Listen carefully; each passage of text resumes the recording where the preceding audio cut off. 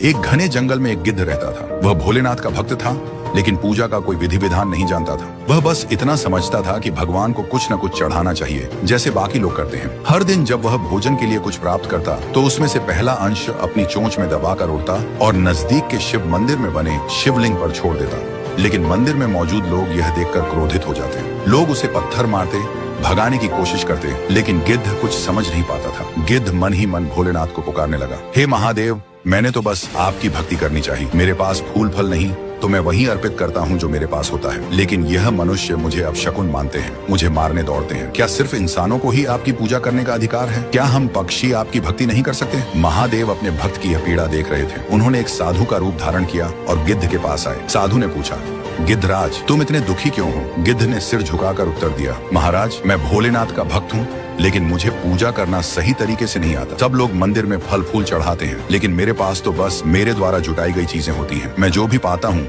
उसमें से पहला अंश भगवान को समर्पित करता हूँ, लेकिन लोग इसे अपवित्र मानते हैं और मुझे मारने की कोशिश करते हैं। साधु रूपी महादेव मुस्कुराए और बोले, भक्ति के लिए किसी सामग्री की आवश्यकता नहीं होती, नहीं कोई नियम या बंधन। सच्ची भक्ति मन से की जाती है। गिद्ध ने आश्चर्य से पूछा, तो फिर ये लोग क्यों मेरी भक्ति को गलत समझते हैं? महादेव बोले, इस संसार में कई लोग अपनी भक्ति को सही और दूसरों की भक्ति को गलत मानते हैं। कुछ लोग स्वार्थी होकर पूजा पाठ करते हैं, तो कुछ सच्चे मन से। गिद्ध ने फिर एक और सवाल किया, तो फिर ये इंसान आपको इतनी सामग्री क्यों चढ़ाते हैं? महादेव ने समझाया, हर व्यक्ति की भक्ति करने की विधि अलग होती है। कुछ लोग दिल से भक्ति करते हैं, तो कुछ लोग बस दिखावे के लिए पूजा करते हैं। असली भक्ति वह होती है जिसमें सच्चा प्रेम और समर्पण हो, चाहे वह किसी भी रूप में हो। निष्कर्ष भक्ति हृदय की भावना से होती है, न कि बाहरी आडंबर से।